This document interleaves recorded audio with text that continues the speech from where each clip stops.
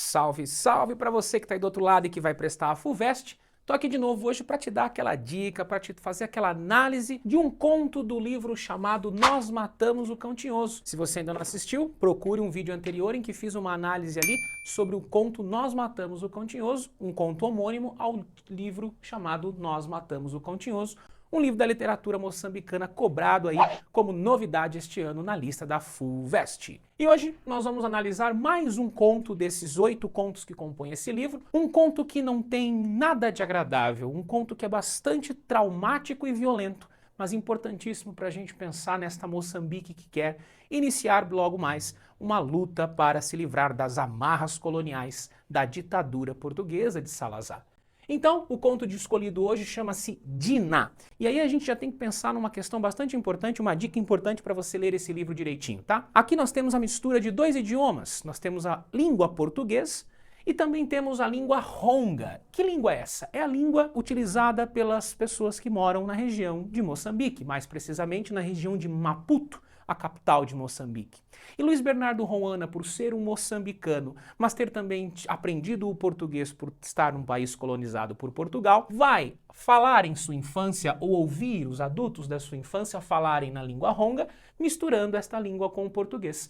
Utilizará, portanto, em seu livro esses 2 idiomas. Então fique atento a algumas expressões que aparecem nesses contos que fazem parte deste idioma. A própria palavra Dina, o título deste conto, é justamente uma pausa para o descanso após o trabalho. Aquele cochilo que você tira depois de ter trabalhado uma manhã toda, aquele cochilinho que revitaliza para voltar para o trabalho depois, em Moçambique, na língua ronga, chama-se Dina. E justamente neste conto nós temos um narrador em terceira pessoa onisciente. Fique atento porque de todos os 8 contos que compõem esse livro, é o único em que o narrador é em terceira pessoa onisciente. Portanto, vai nos contar aquilo que está observando e de alguma forma vai deixar claro o que se passa na mente, na psicologia dessas personagens. E que personagens são essas nesse conto? Nós temos o Madala, uma pessoa idosa, e a própria palavra Madala em ronga significa pessoa idosa. Este personagem é importante, te conto já. Temos a Maria, que é a filha do Madala, que cumpre aqui o papel de prostituta dentro deste conto. Temos também um capataz, que não tem um nome, mas tem aqui uma cor, que é a cor branca, característica e importantíssima dentro desse livro, deste conto. E os jovens trabalhadores que trabalham ali junto com o Madala, naquilo que a gente chama de machamba, outra palavra do idioma ronga, que significa roçado, agricultura. O espaço, portanto, onde os moçambicanos aqui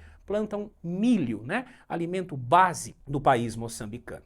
O que nós temos nesse conto, portanto? O que este narrador nos contará sobre estas personagens? Madala, portanto, e os outros trabalhadores da machamba trabalham uma manhã toda e é chegado a hora, portanto, da Dina, da pausa para descanso após o trabalho. Nesse momento, o capataz é visto conversando com Maria, filha do Madala. E nesse momento percebe-se que ele está violentando ela sexualmente falando porque ela cumpre a função de prostituta. A questão é que todos os trabalhadores e o próprio Madala estão presenciando esta cena de violência sexual e nada fazem ou nada dizem contra este capataz branco. Ao mesmo tempo, temos jovens trabalhadores que estão ali ao redor do Madala dizendo coisas como: Madala, você não vai fazer alguma coisa? Você está vendo a sua filha ser violentada pelo homem branco e você não fará nada? É como se esses jovens trabalhadores esperassem que o Madala falasse ou desse uma ordem para que eles pudessem agir contra este homem branco. A questão é que ele não faz ou não dá nenhuma ordem e fica completamente em silêncio enquanto vê a cena de sua filha sendo violentada pelo homem branco. Então, justamente neste conto,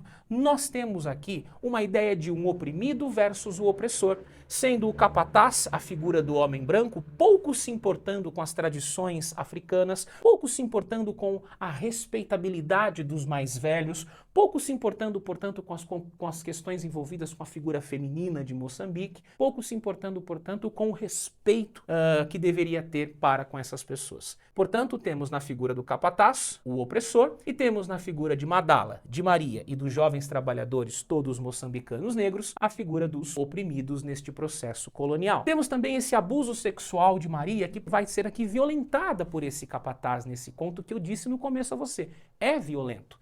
E esse abuso sexual é importante, porque é uma metonímia para o processo colonizatório, porque o capataz domina o corpo de Maria sem a permissão dela, invade este corpo de Maria sem a permissão dela, toma posse deste novo território que não pertence a ele, mas foi tomado. Então este abuso sexual está neste conto, para que isso seja uma metonímia, uma forma de se referir a todos os traumas e processos violentos desta colonização em Moçambique. Mas o ponto mais importante, é por isso que eu estou aqui para conversar com você também, é sobre esta questão aqui. Porque veja, como que os moçambicanos estão se sentindo nesses momentos pré-revolução, pré-guerra de independência?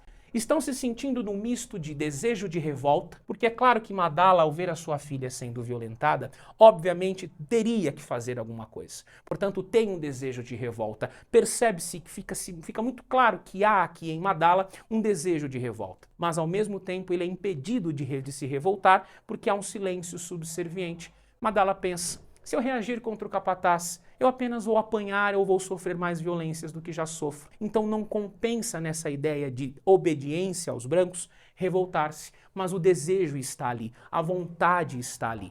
E veja, quando a gente fala de uma figura velha e de figuras jovens, nós temos aqui aquilo que Moçambique precisa para que a guerra aconteça e para que tenha sucesso. É preciso, portanto, a palavra, a sabedoria e toda a experiência de alguém como Madala, que sabe e está dizendo aos mais jovens que reagir neste momento não é o melhor caminho, mas no futuro talvez seja a melhor decisão. E ao mesmo tempo temos os trabalhadores jovens que estão ali, veja, incitando Madala a reagir, esperando que ele, o mais velho e mais respeitado, dê a ordem para agir. Portanto, no futuro de Moçambique, temos aqueles jovens que vão pegar em armas e ir para a luta armada e defender Moçambique da guerra colonial. Portanto, é preciso jovens energizados, com vontade de luta como esses jovens, mas também é necessário ao lado deles a voz da experiência. E, senhores, é muito importante a gente pensar que para os africanos em geral, 3 coisas são fundamentais para eles. São pessoas muito ligadas, portanto, às figuras mais velhas, como os anciões. São figuras muito ligadas à terra. A terra africana tem uma importância muito grande e vital para os africanos.